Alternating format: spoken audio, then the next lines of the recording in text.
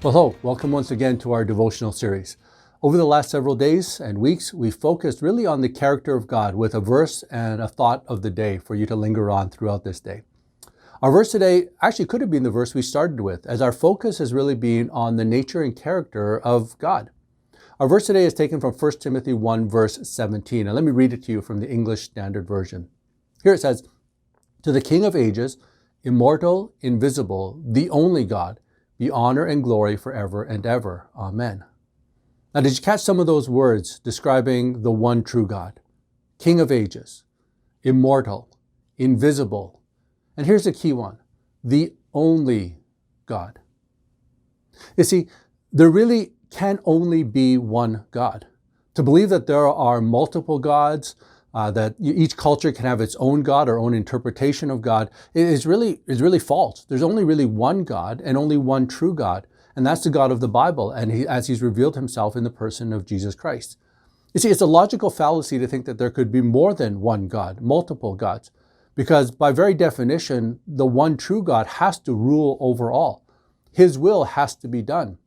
And if there were competing deities in that reign, then eventually one would have to submit themselves to the other, and then by definition, he or she would no longer be God.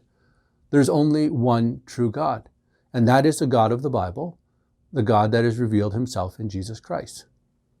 If you remember that movie, Batman v Superman, there was a quote by Lex Luthor. He was quoting someone else, I'm not sure exactly where, but the quote basically says, "If God is all powerful, he cannot be all good. And if God is all good, he cannot be all powerful." Now, we're not going to break down the fallacy of that statement, but we would say that God is all powerful within his character. And he has revealed his character to us in multiple ways, through his actions, his ways, and of course, as we mentioned, in the person of Jesus Christ and how he conducted himself on earth.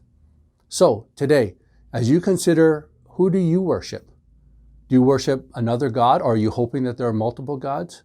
Do you worship self in the sense of living for yourself and living for your own priorities and your own mission and purpose? Or are you willing to submit yourself to the one true God, the only God, the King of ages, immortal, invisible, wholly good, wholly loving, gracious, and merciful? Think about that as you go through your day. I trust you have a wonderful day.